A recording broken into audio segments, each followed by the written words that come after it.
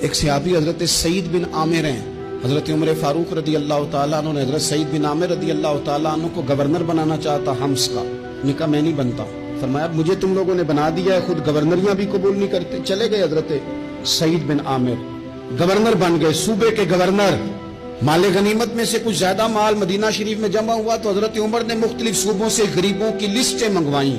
حضرت سعید بن عامر کے صوبے کے کچھ خاص لوگوں کو آپ نے لکھا کہ تمہارے صوبے میں جو غریب ہیں ان کی لسٹیں بھیج دو. تو جب لسٹ آئی تو اس میں پہلا نام حضرت سعید بن عامر کا بھی تھا.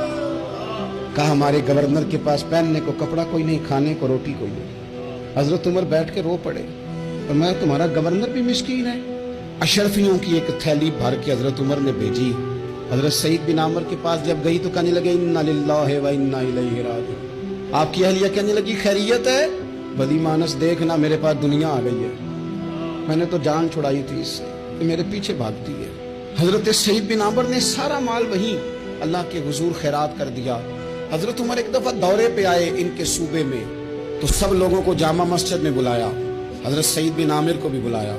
ابن الجوزی لکھتے ہیں کہ حضرت عمر نے فرمایا لوگوں تمہیں اپنے گورنر سے کوئی شکایت تو نہیں؟ تو لوگوں نے کہا 4 شکایتیں. ایک تو ہمارے گورنر صاحب جب شروع میں آئے تھے تو فجر کی نماز کے بعد ہی آ کے لوگوں کے بیچ بیٹھ جاتے. اب اشراق چاشت کے وقت آتے ہیں، سورج پورا طلوع ہو جاتا ہے تو حضرت سعید بن عامر رضی اللہ عنہ آتے ہیں. اور دوسری شکایت یہ ہے کہ صرف دن میں ملتے ہیں، رات کو ملتے ہی نہیں. اور تیسری شکایت یہ کہ ہفتے میں ایک پورا دن ہوتا ہے ملاقات ہی نہیں کرتے. اور چوتھی شکایت یہ ہے کہ کبھی کبھی بیٹھے بیٹھے رونے لگتے اور بے ہوش ہی ہو جاتے ہیں.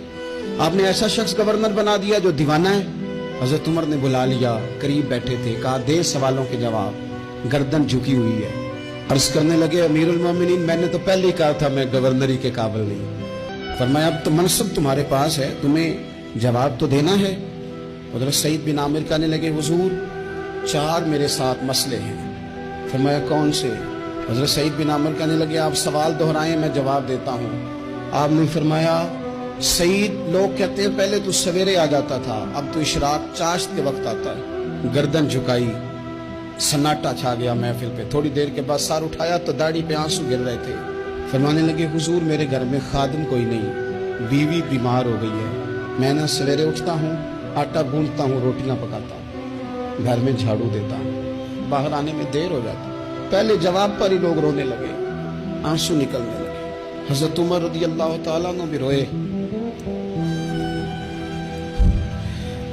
پھر فرمایا کہ سعید تو دن کو ملتا ہے تو رات کو کیوں نہیں ملتا؟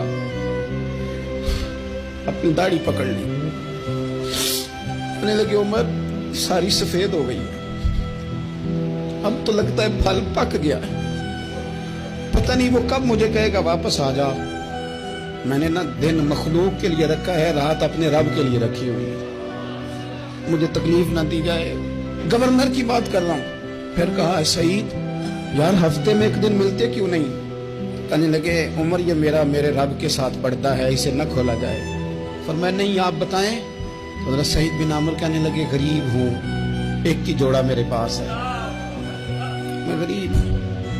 حضرت سعید بن عامر کہنے لگے ایک جوڑا ہے، ہفتے میں ایک دن دھو کے خشک ہونے کو ڈال لیتا ہوں، پھر بیوی کے کپڑے پہن کے بیٹھا رہتا ہوں.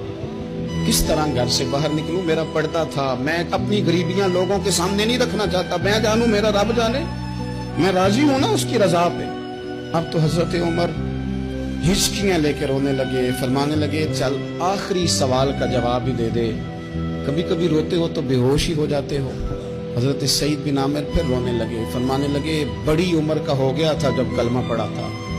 جب وہ پچھلے گناہ یاد آتے ہیں نا، میرے سامنے لوگوں نے حضرت حبیب بن عدی کو سزا دی تھی مکے میں، اور میں اس وقت مسلمان نہیں تھا، میں مدد نہیں کر سکتا.